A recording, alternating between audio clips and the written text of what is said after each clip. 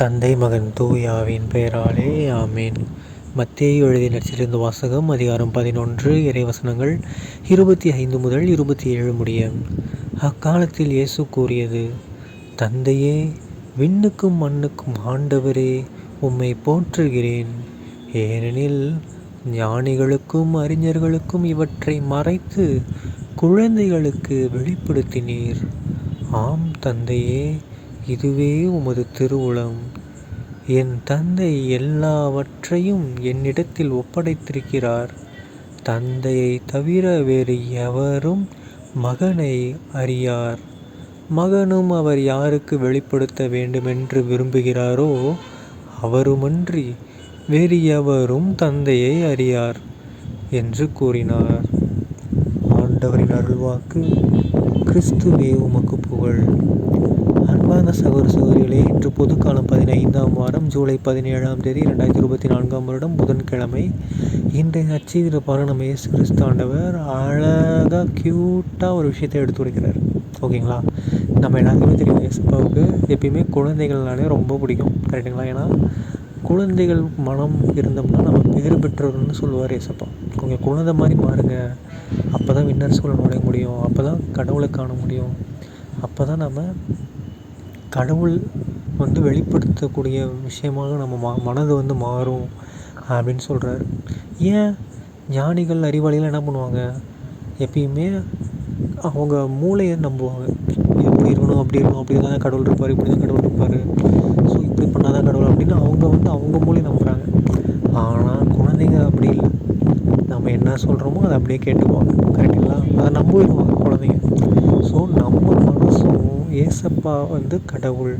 அவர் நமக்காக மனிதராகி பூமிக்கு வந்தார், நமக்காக பாடுபட்டார், இறந்தார், உயிர்த்தெழுந்தார், மீண்டும் நம்மளை வருவார் அப்படிங்கிறது நம்மளுடைய திருச்சபையில் அறிவிக்குது, நம்முடைய பைபிளும் அறிவிக்குது. ஏசப்பா சொல்லிட்டு போயிருக்காரு.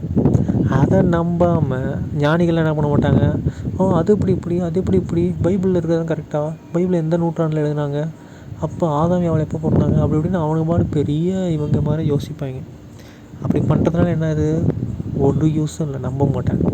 ஆனால் குழந்தைங்க பாருங்கள், நம்ம சொன்னோம்னா இப்போ சண்டே கேட்டிக்ஸம் கிளாஸ் நடக்கும் தெரியுங்களா? குழந்தைங்களாம் உட்காந்துருப்பாங்க. அவங்க பாருங்களேன், நம்ம இந்த மாதிரி ஏசப்பா இருக்காரு, நம்மளை பார்த்துக்கிட்டே இருக்காரு, நம்ம எந்த தப்பு பண்ணக்கூடாது அப்படின்னு சொன்னால் அவங்க அப்படியே நம்புவாங்க. ஸோ குழந்தைங்க அடுத்தடுத்து ஏதாவது தப்பு பண்ணணும், ஐயோ யாருமே இல்லை தப்பு பண்ணலாம்னு நினைக்க மாட்டாங்க. ஏன்னா யாருமே இல்லாத இடத்துல கூட ஏசப்பா உன்னை பார்த்துக்கிட்டு இருப்பார் அப்படின்னு நம்ம குழந்தைகிட்ட சொல்லும்போது அவங்க எப்படி இருப்பாங்க? ஐயோ பயந்துக்கிட்டே இருப்பாங்க. ஸோ அந்த இது கொஞ்சம் வளர வளர வளர மூளை தெளிஞ்சோன்னு என்ன பண்ணுவாங்க? டே கடவுள் அவ்வளோவா அப்படின்ற மாதிரி, ஊரே தப்பு தான் பண்ணுது அப்படின்ற மாதிரி மைண்ட் செட் மாறிடும். ஓகேங்களா? ஸோ குழந்தை மனது இருந்ததுன்னா நம்ம தெய்வ பயத்தோடு வாழ்வோம், கடவுளுக்கு அஞ்சி வாழ்வோம். அப்படி கடவுளுக்கு அஞ்சி வாழும்போது ஞானம், புத்தி, அறிவு, விமரிசை, திடம், பக்தி எல்லாமே நமக்கு கிடைக்கும். தூயாவின் வரங்கள் எல்லாமே கிடைக்கும், கொடைகள். அந்த கொடைகள்லாம் கிடைச்ச பின்னாடி நாம் என்ன பண்ணுவோம்? கடவுளுக்கு உகந்த அழகான க்யூட்டான குழந்தைகளாக மாறுவோம்.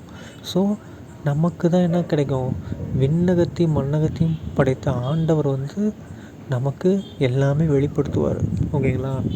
ஸோ என்ன பண்ணக்கூடாது? தேவையில்லாமல் மூளையை போட்டு பிசைஞ்சு கடவுள் யார், கடவுள்னால் என்னன்னு யோசிச்சுட்டுலாம் இருக்க வேணாம்.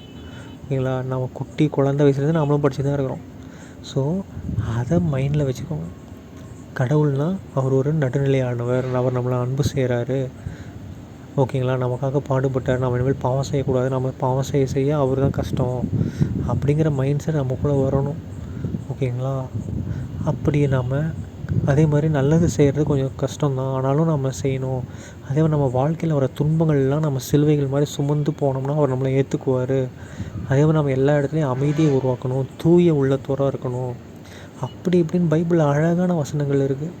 அந்த வசனங்கள் எல்லாத்தையுமே நம்ம மைண்டில் வச்சுக்கிட்டு குழந்த மாதிரி வாழ்ந்தோம்னா கண்டிப்பாக நம்ம விண்ணரசு நமக்கு கிடைக்கும். நம்ம கடவுள் இருக்கிற இடத்துக்கு நம்ம அழகாக போய் சேருவோம் ஆஃப்டர் த டெத், இறந்த பின்னாடி. ஓகேங்களா? இல்லைன்னா வடசட்டி தான். ஓகேங்களா? ஸோ நம்ம எல்லாருமே விண்ணகம் செல்ல வாழ்த்துக்கள். தந்தை மகன் தூயாவின் பெயராலே ஆமேன். இயேசுக்கே புகழ், இயேசுக்கே நன்றி, மரியே வாழ்க, இயேசுவின் ரத்தம் ஜெயம், ஹல்லேலூயா, பிரைஸ் தி லார்ட்.